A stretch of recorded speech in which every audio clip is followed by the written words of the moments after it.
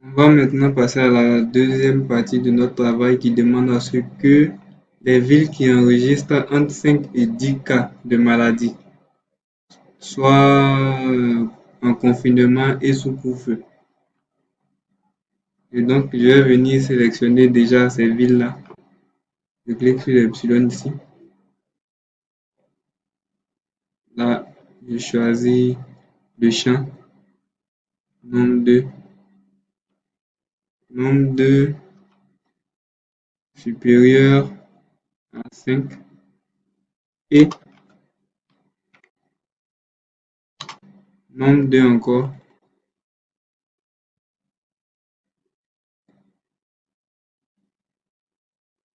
inférieur ou égal à 10.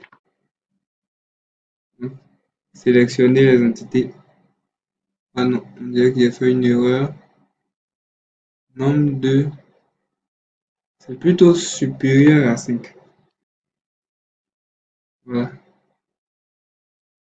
ok, c'est bon. Et donc là, maintenant, je viens dans l'observation, toujours là, je mets confinement et couvre-feu. Je complète. Confinement et couvre-feu. Mettre à jour la sélection. Ensuite, les villes ayant plus de 10 cas de maladie seront en confinement et en quarantaine. Donc là, je viens encore faire ma sélection. Je crois que je n'ai pas fermé même déjà. Donc de supérieur à 10.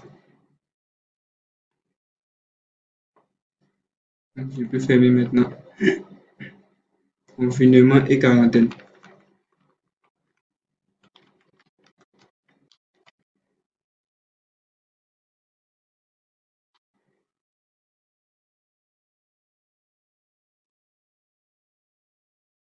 C'est bon.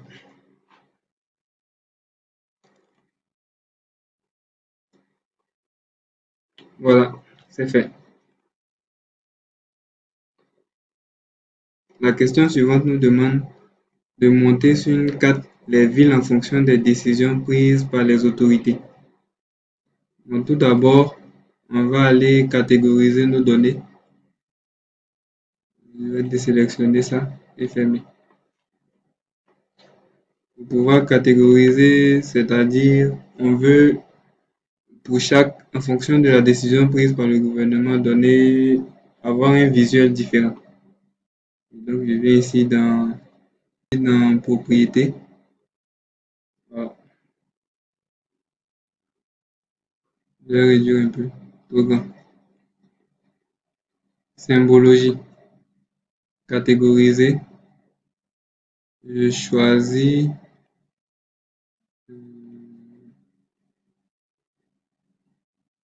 observation classée. Et donc, voici les différentes classes qui apparaissent devant moi. Et là, par exemple, confinement. Et là, je vais mettre, on va garder les quatre. OK,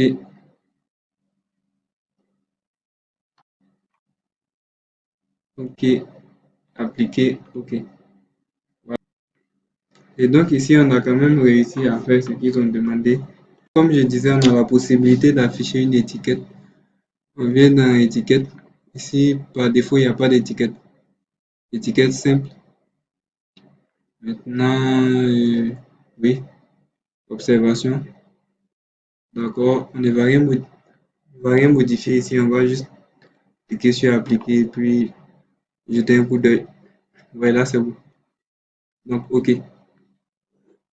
On a nos étiquettes qui ont été affichées sur notre carte et on va voir s'il y a quelque chose d'autre à faire. La question 4 maintenant.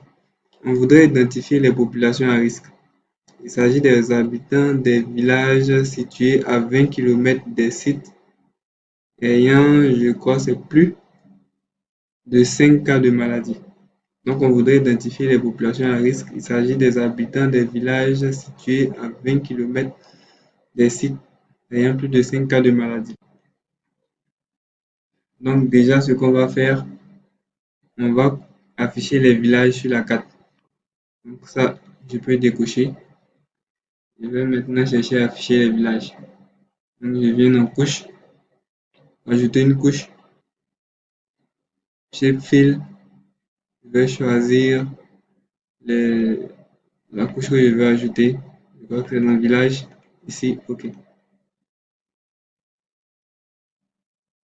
J'ajoute la couche et je fais fermer. Voici les villages qui apparaissent.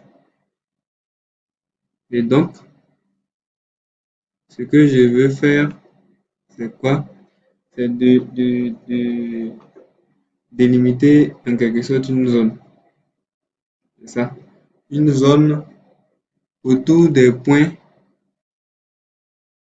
autour des villes, au fait, qui sont sous l'effet de la maladie. Une zone de 20 km.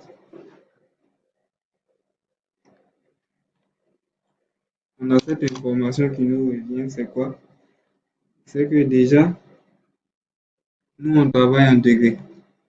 On ne travaille pas en UTM, mais on travaille en degrés. Et on sait qu'un degré pour le Burkina Faso correspond à 108 km. Et donc, nous, ce qu'on veut, c'est de savoir au fait combien de degrés, à combien de degrés correspondent 20 km. Voilà, donc on fait rapidement une règle de 3 et on trouve le résultat. On trouve le résultat qui est de 0,185 degrés. Et donc, on va créer une zone tampon. Pour créer la zone tampon, on va venir dans vecteur, outil de géotraitement, tampon. Une boîte de dialogue s'ouvre. On a village, couche source, village. Non, ce n'est pas ma couche source. Je vais fermer. Je décoche village. Je vais mettre, ça je vais réduire quand même. Je vais mettre ça au-dessus. Voilà.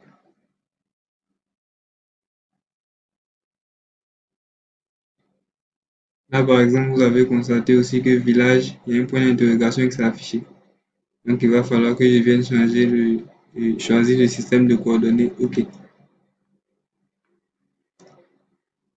Et donc ici, je vais venir dans vecteur, outil de géotraitement tampon. Donc ma couche source, c'est SHP exercice Corona, c'est bien. Distance, vous voyez que la distance en degrés, c'est ça qu'on vient de calculer, 0,185. 5 segments, on va laisser ça comme ça. J'espère que j'ai rien modifié ici. Bon, j'espère que j'ai rien modifié. Et donc, on va regrouper les résultats. On regroupe les résultats exécutés. Tout est bon, je fais fermer. Voilà ma zone tampon qui est apparue ici. Voilà. C'est une couche, je peux l'activer comme la désactiver. Activer, désactiver. Et donc maintenant, ce que je vais faire, je vais faire apparaître les villages.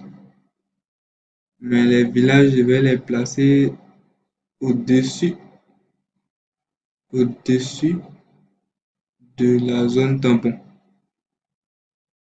Voilà. Les villages maintenant sont placés au-dessus. Et ce que je veux avoir comme information, ce sont les villages qui se trouvent au fait à proximité dans le rayon de 20 km de la zone tampon. Et donc pour ce faire, je vais aller dans vecteur outil de géotraitement coupé. Voilà. Couche source, c'est plutôt village et couche de superposition mise en tampon. Je fais exécuter.